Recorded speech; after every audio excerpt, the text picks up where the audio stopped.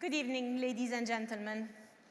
I am truly delighted to welcome you all to this important session on keeping AI on track. As a television journalist who recently embarked on a thrilling yet demanding journey of launching a new TV show, I initially felt a wave of hesitation when the World Economic Forum extended their invitation for me to moderate this session. The prospect of balancing my own program with the responsibility of exploring this significant topic was a bit worrying, particularly given my status as an enthusiastic learner rather than an expert in the field. Nonetheless, the reason I could embrace this opportunity rested largely in the reliable support I knew I would receive from my AI assistant. I affectionately regard this assistant as she, a reflection of the remarkable partnership we share. While I was busy watching previous lectures of my guest on YouTube, she was efficiently summarizing numerous academic papers that have helped me shape today's talk. This collaboration not only enabled my presence here today, but also deepened my understanding of the capabilities and future of AI, themes I am eager to incorporate creatively in my television work later on. However, the rapid progression in AI development also presents all of us with a compelling questions. As AI continues to advance, what are the implications if such capabilities could ultimately substitute our roles altogether? This represents a profound and thought-provoking dilemma facing organizations, economies, and individuals alike. At this juncture, we are merely beginning to chart these possibilities, with critical decisions looming on the horizon at various societal and institutional levels. I am thrilled to share the stage with Professor Eric Brynjolfsson, who is the Jerry Yang and Akiko Yamazaki Professor and Senior Fellow at the Stanford Institute for Human-Centered AI and Director of the Stanford Digital Economy Lab. Thank you all for being here, and I look forward to an engaging and insightful discussion. Welcome, everyone, and Professor, the stage is yours. Thank you so much, Zaina. It is such a pleasure to be here and have a chance to share some of the research we've been doing at Stanford, at the Stanford Digital Economy Lab, my company WorkHelix. And let me start with a little bit of a discussion starter that Andy McAfee and I like to use at dinner sometimes. You can use this when you go home and with your friends. We ask, what were the most important things that ever happened in the world? Now, that's a big question, and you get people giving all sorts of answers. Some people will talk about empires and conquests, natural resource discoveries or discoveries of whole new continents, kings and queens. And there's no real way to resolve what was the most important thing, but I'm an economist, and one thing you can do is actually measure how much the average person changed. And if you look at, say, GDP per capita, what you see is that, nothing much happened for century after century, millennia after millennia. The average person lived very close to subsistence level. Their families did, their grandparents did, their great-great-grandparents did. So all these other things hardly made a difference in their daily lives. Until, at one point, boom, things started really taking off. What was that? Well, the Watt steam engine was invented in the late 1700s. And after that, things really changed for most people. Our lives are so different than those 50 or 100 or 200 years ago. We have about 50 times greater GDP per capita on average than our ancestors did a couple hundred years ago. So I would argue that the most important thing was a technology, the Watt steam engine, that ignited the Industrial Revolution and started this upward arc that's still growing exponentially. The Watt steam engine was the first really important general purpose technology. We would call it a GPT, and I would argue that AI is a GPT. I know you're thinking, oh wait, like GPT-4? No, that's generative pre-trained transformer. I'm very annoyed that we economists, we used to just say GPT and have it be general purpose technology, but the AI folks have stolen that acronym. But I'm still going to use it in both ways. AI is both kinds. It is a general purpose technology like the steam engine because it has these three important characteristics. It's pervasive, it can be improved over time, and it spawns complementary innovations. There are other GPTs. Electricity is a GPT, the internal combustion engine. But I think AI is a particularly important GPT. It's the GPT of our era, and you could say that it's the most general of all general purpose technologies. And the reason for that is, well, this guy, Demis Hassabis, just got the Nobel Prize last week. He's the co-founder of DeepMind. If you go visit his offices in King's Cross in London, they have a little motto there. Our goal is to solve intelligence and then use that to solve all the other problems in the world. So that's their little mission statement. I'm sure your company and your country have a mission as well. Maybe it's an equally modest mission as this one. It does sound ambitious, but in a way it's true, isn't it? If you could solve intelligence, you could do so much for the environment. You could do so much to address poverty, healthcare. So many other problems in the world could be helped if we could do better on intelligence. So in that sense, it's not just one of the general purpose technologies, it may be the most important, the final and ultimate general purpose technology. And that's what we're addressing right now is these general purpose technologies that AI is transforming the world. These are the ones that drive the arc of improvement. And what Andy McAfee and I think is that just as the steam engine helped power our muscles, we now have technologies that power our brains, our minds, and they'll be even more important in terms of accelerating economic growth and productivity. Now, part of the reason I'm excited is not just that this technology is available, but what we see is that it's rapidly improving. So here's some data from the AI Index, a report we put out at Stanford every year. It's about 520 pages. This is the latest one. And it's filled with charts like this. And what you see is a lot of lines going up and to the right. They kind of stretch it out on the screen so they don't look quite as steep as they did on my original slide, but they're still pretty steep. And what they're going for is from 20, 30, 60% up to much higher levels of performance. 100% is actually the level of humans at doing those same tasks, whether it's image recognition or competition level mathematics. Not only are they going up, but it seems to be like it's happening faster and faster. So we are rapidly getting machines in more and more specific tasks that are able to do as well as humans. That dotted line is really important because it's a threshold. It's almost like phase transition when like water turns into steam. When you cross that threshold, it's a fundamental change because when a machine can do things better than a human, then if you're an entrepreneur or a manager or a policymaker, you're going to start switching things over from human to machine. And that transition can have huge effects on the economy. And it's happening in more and more categories. There's still, don't worry, there's still a lot of things that we humans are better at, but there are many where machines are actually more successful. And that number is increasing greatly rapidly. So the obvious question, or the one that I get asked most often, is does this lead to the end of work? Are the machines going to replace us all? And that's an important question. Even other folks, like this Nobel Prize winner, a different Nobel Prize winner last week, also got his AI Nobel Prize, Jeff Hinton. He's kind of the father of AI. He developed some of the technologies that led to all those upward sloping lines like deep learning. He had some thoughts about this. He was looking at how they could read medical images.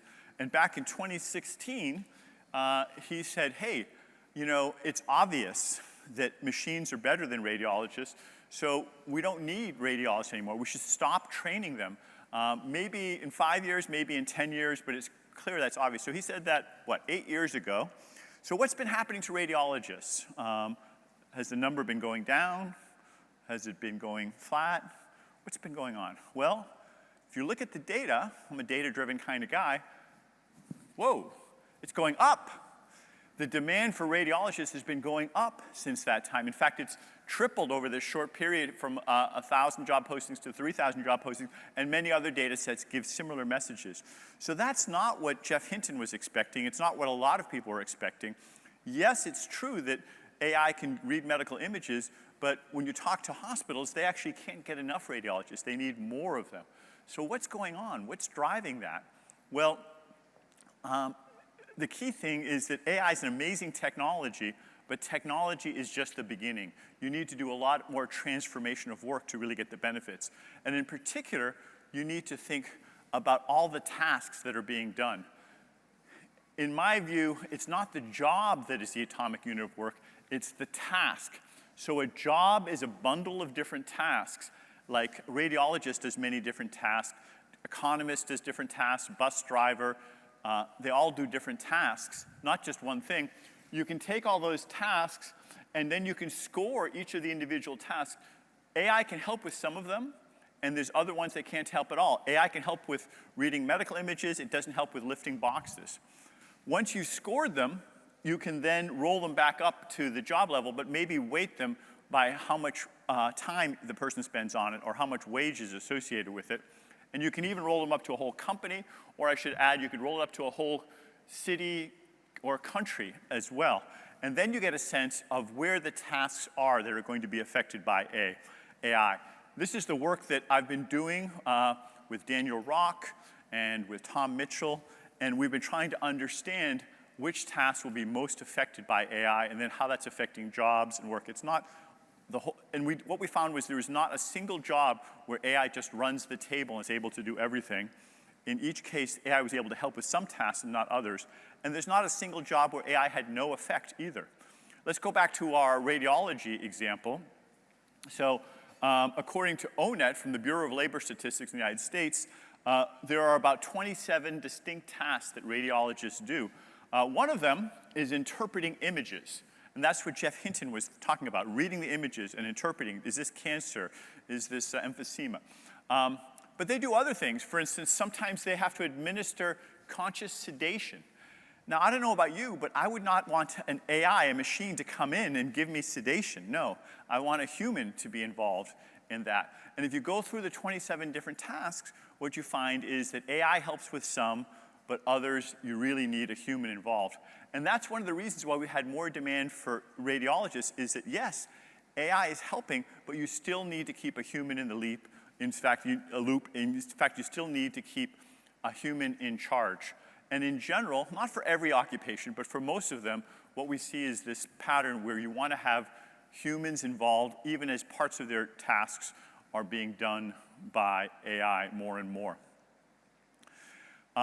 If you go through the whole economy, there's a study done by Daniel Rock and a team at OpenAI, and what they found was that about 80% of the jobs have at least 10% of their tasks that will be affected by AI. So almost every job has some parts that are, some significant parts that are affected. And 19%, almost a fifth of them, had 50% or more that are affected. And those tended to be the more high-paying jobs. A lot of jobs like doctors, like radiologists, like lawyers, those are ones that often required or had the opportunity for a lot of AI to be helping them. So we're seeing this big transformation happening in work. So what should you do tomorrow morning? Well, whether you're a CEO or manager or CTO or policymaker, there's two pieces of advice. First off, you need to develop a plan. You have to figure out where is AI going to be affecting you. And do that not at the occupation or the whole company level. Go down to the task level. What individual tasks can AI do? And then add them all up. And that's what we did in our studies. You can go to our papers and see that. Once you've identified where those opportunities are, then you need to be ruthless about tracking them. I think that the time for experimentation is over. This is not just a time to be playing around with the technologies. You need to be looking at ways to deliver real business value, real economic value, real value for your countries. And that's doable. There's a lot of examples of that being done very successfully. So go ahead and track the progress and make sure you're doing it. Both those goals can be achieved if you pursue the task-based approach, breaking things down to these individual tasks. And that's going to be a strategy going forward where we can shorten that time from invention of amazing technologies towards delivering better productivity, shortening the gap from technology to productivity. So ultimately, I'm optimistic that we will be able to use these technologies to have dramatic changes in the world, boost GDP, boost unmeasured health and environmental benefits as well. And the key to that is not just great technologies, but transforming work with the task-based approach. Thanks very much.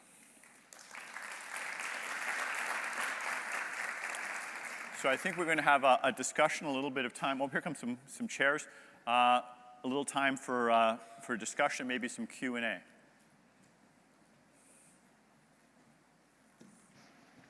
Thank you. Thank you, Professor, for a very insightful presentation.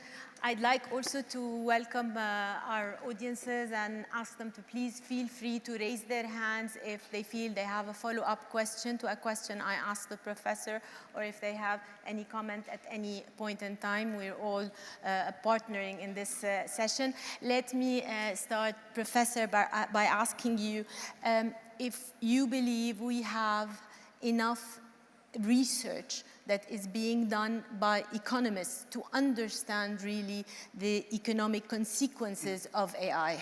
Well, that's a great question. And I have to say that there's this amazing gap that's emerging right now, that's growing right now. My friends in computer science are improving the technology. There's more hardware, there's more funding. There's some great, very smart people like Demis and Jeff, and here we have Stuart Russell and others that are dramatically improving our capabilities. At the same time, our organizations, our institutions, our laws, and most fundamentally our economic understanding is not improving very rapidly. In fact, in some ways, it's not improving at all. And that gap between the technological capabilities and what we actually understand is getting bigger and bigger as the technologies get better.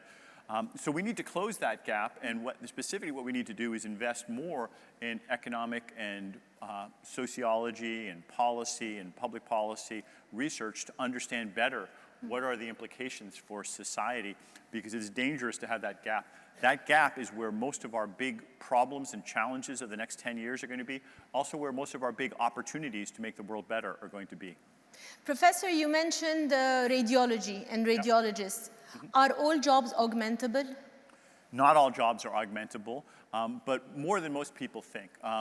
Too many CEOs, when I talk to them, or policymakers, the first place they go is AI should automate this job, or AI is going to automate that. And it's true that sometimes AI can automate instead of augment, but usually the bigger opportunities are for augmenting, for using AI to make the job better, and to increase what people can do. Sometimes there are things that we can largely replace what's happening, but I think the big wins are in keeping humans in the loop and using AI to add to creativity, to add to quality, allow people to do their jobs better, and that's where people should be focusing more of their attention. Do we have any real-life studies on other jobs other than radiologists that have presented or produced actual numbers on how much productivity, efficiency was? Yeah, well, I've been involved in a number of these studies as part of my research. Let me tell you about one of them. In call centers, we were lucky that there was a kind of a natural experiment where a company rolled out a new call center technology based on Cresta technology, actually. And some people got access to it. It was for call centers, and some operators got access to it and some didn't. So you could kind of compare them one against each other. It's almost like an experiment. And what we found was that the people who had access to the technology very rapidly improved in their performance, up to about 35% improvement for many of them. Interestingly, the customers were happier. If you got the customer satisfaction surveys, or if you looked at the transcripts, you could see the customer sentiment, how many happy words and how many angry words there were, and the sentiment improved dramatically. And last but not least, the employees also seemed to be happier. There was less turnover in the employees, so they seemed to like helping the customers more. And all this happened within just about 4 to 5 months. So it was a very rapid improvement. There have been other studies of coding, writing software that are similar, management consulting, sales. So there's more and more evidence about the potential performance effects. Professor, you said that every manager, every CEO should wake up and do some mapping of his organization, Yes. understand where to introduce AI. Can this not be a bit overwhelming with all these advances? It is overwhelming, and so when we did our first paper, we have a research team, and we went through and we analyzed them by hand. Now there's software available. I've got a startup called Couincils that does that in an automated way, and there's ways you can do it a lot faster. But I really think you need to be data-driven. I mean, the alternative is to kind of do it with gut and instinct, listen to anecdotes and stories, and I think the time for that is past. If you do this data-driven, task-based approach, you're able to identify the opportunities, and there's evidence for which ones work and which ones don't. And then you can make decisions when all the different people in your organization are saying, oh, we need AI here, we need AI there, and the vendors are coming in, and there's stories in the newspaper. You can't make sense of all that without this kind of data-driven approach and going with the task level.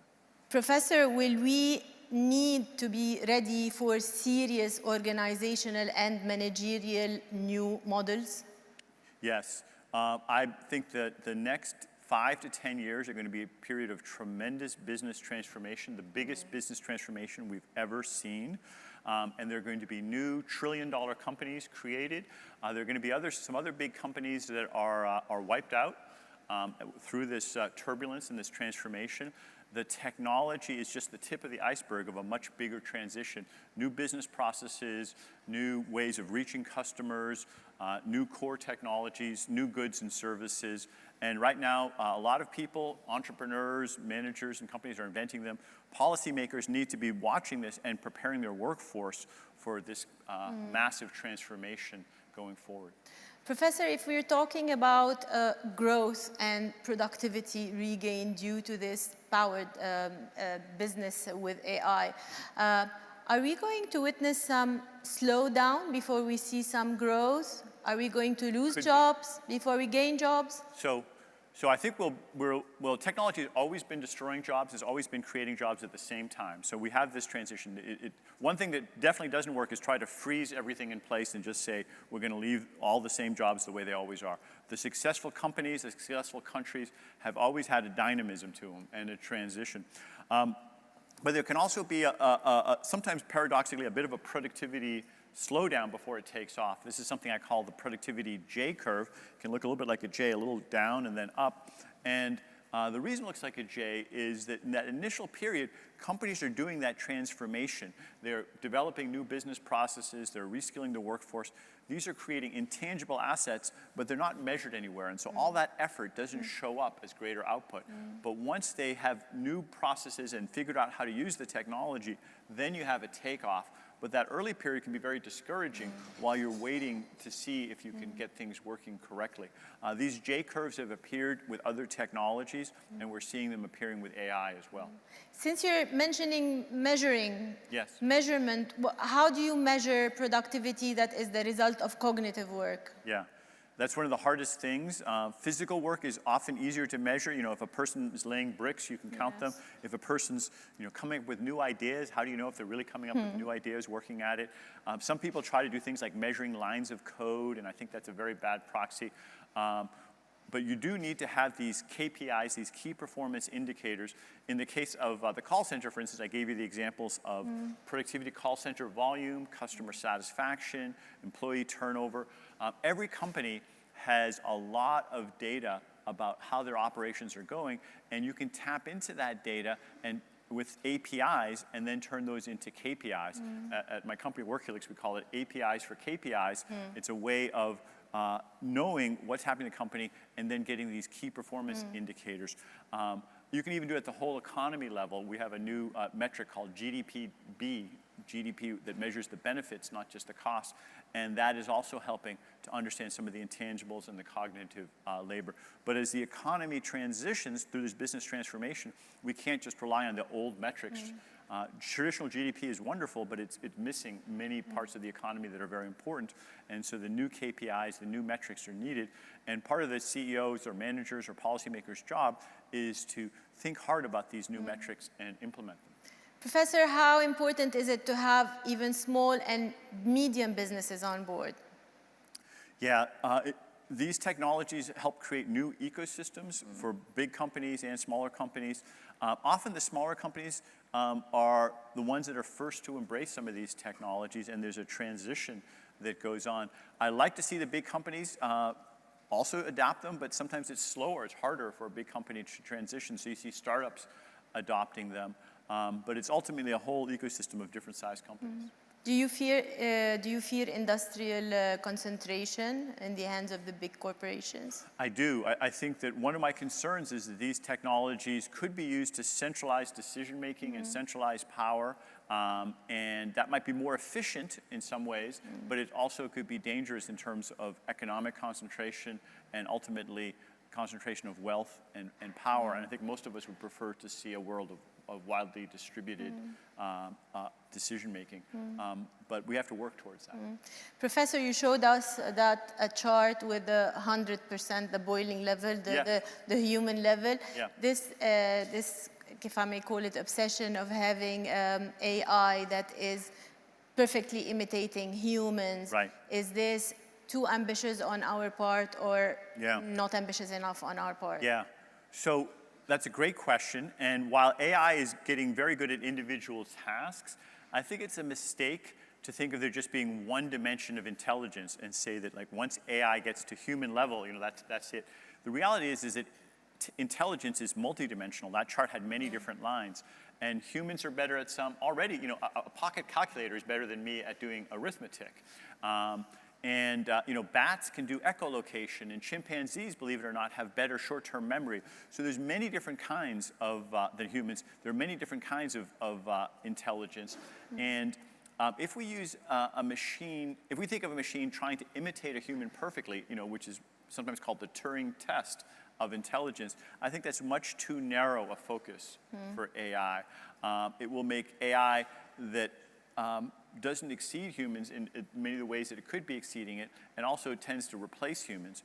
A better approach is to have AI that does new things, in particular does things that humans are not good at, and then we each have our strengths. We can have humans do the things that we're good at, taking care of kids and talking to each other and interacting, and machines do what they're good at, optimizing a route or doing some other things. And they each play to their strengths instead of working so hard to have AI imitate humans. I call this the Turing trap, this idea of having a machine that tries to perfectly imitate humans. Instead, we should have AI that does new and different things. Professor, let me ask, I'm looking always for hands. You just raise your hand if you have a question. Questions? Yeah. Okay, if you see anyone raising their hands, just... Don't be shy, there's a few people. Yes, right? Okay. please. Right in the front. Yeah. Thank you. So Professor, robotic process automation is over a decade old, and even that hasn't really been adopted widely to replace a lot of tasks that could be easily replaced.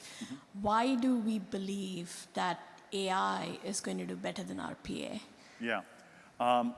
So I think there's so much hype about AI, and there's a lot of nonsense out there where AI is not appropriate. There's also real opportunities for AI that are paying off.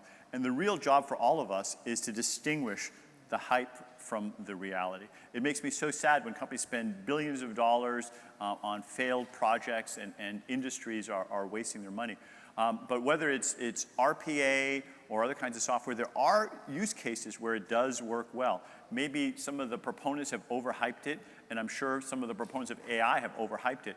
But in the call center, we saw up to 35% productivity improvements. In software, in some cases, we've seen 50% or more productivity improvements. In sales, management consulting, there are studies that they're on my website, you can read about them, where in particular applications there's documented improvement, and I think there's more yet to come. But I don't think companies should just throw AI up against the wall and say, hey, let's, more AI just automatically works. That's a bad strategy. What you need to do is, as I said, do the task-based analysis and identify which are the real projects that pay off and which are the ones that are a waste of money. And they should be doing that with RPA as well. They should be doing that with traditional robotics. They should be doing that with machine learning for predictive analytics. All these categories, you've got to be data-driven and not just assume it always works or assume it always fails. On the level of policymakers, professors, do you feel that there is enough awareness around the globe among policymakers that AI can really take us in totally different directions? No. I think that this is the big challenge, and one of the things, the message that I like to leave with policymakers, which is that there's no single inevitable future that AI is either going to always pay off, or that AI is going to destroy jobs, or that AI is going to lead to concentration. All of these are possible futures, but AI is a very powerful tool. And if you think about it, if you have a powerful tool, almost by definition, that means you have more power to change the world. That's what tools do. That means your choices make a bigger difference than before. So we have a lot of different paths ahead of us, one with greater productivity, more widely shared prosperity, one with many people involved, or the opposite of all those things. Policy makers need to realize that we have the initiative. It's not what AI is going to do to us, it's what choices we are going to do using AI to transform the world. And ultimately, that means we have to think hard about what are our values, what are our goals, what is it that we hope to achieve with AI, and make sure that we are steering AI in those directions rather than just blindly hoping for the best. Please. Yeah, well, thanks for sharing the earlier example of a radiologist. Yeah. I think one of the big things in medical field is the problems versus purpose. Because in US, typically, we have almost the data is true. 20% of medical is misdiagnostics. That's right. So if that's a problem, then the purpose will be which task caused that. Then AI should solve that problem. It's a process, right? So I believe but sometimes we say, oh, AI can do many tasks. Yeah, but you have to be critical problem first. So there's a priority. Absolutely, exactly. Once you have the task-based analysis, it's not enough just to know the task. You need to see which ones AI can do well and which ones are important to you. That's why, as I said, you need to weight them by either the time or the money or the value, and then focus. So when you go down to the task-based analysis, you can start seeing where those opportunities are ahead of you. And I think that we're moving from an era of sort of gut instinct and stories to an era of data-driven decision-making. And that's going to unlock a huge amount of value. I mean, literally, there's going to be trillions of dollars of value created, and some of it's even unmeasured, like in healthcare, of greater longevity and greater health span. It's a question from the gentleman in the back.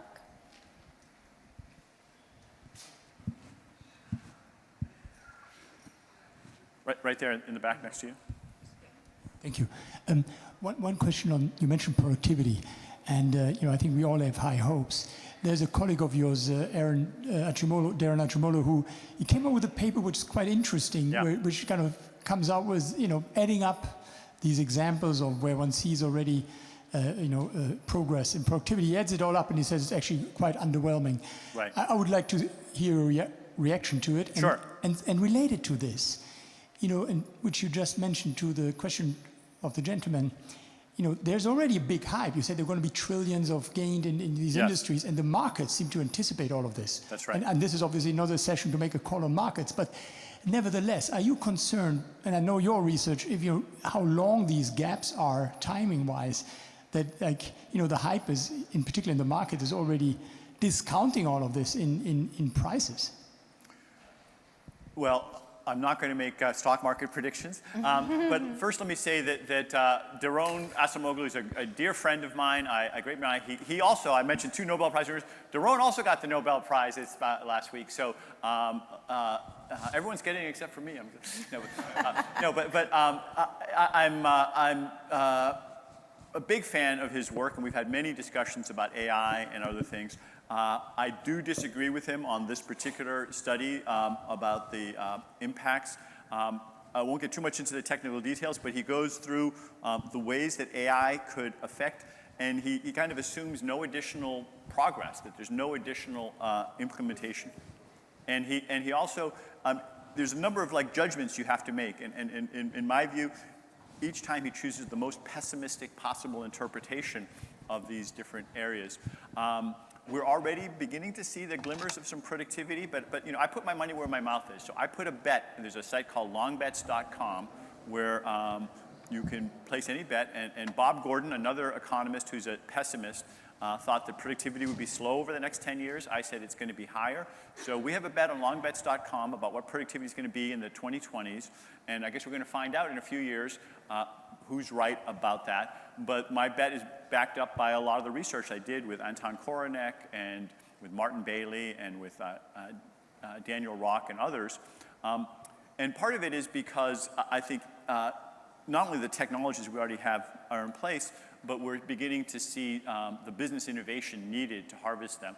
And I'm trying to shorten that time by showing people the task-based approach. So maybe I'm cheating by trying to boost the productivity and teach companies how they can harvest it a lot faster. To the last part of your question, sometimes these lags can be very long. Electricity and the steam engine had decades between the introduction of the technology and when it actually paid off. With AI, I think it can be much shorter. The markets are anticipating that.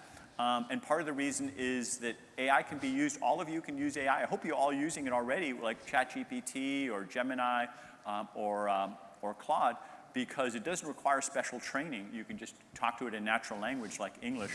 And that's why many of these sites in the call center, it was just 3 to 4 months before we started seeing some productivity gains.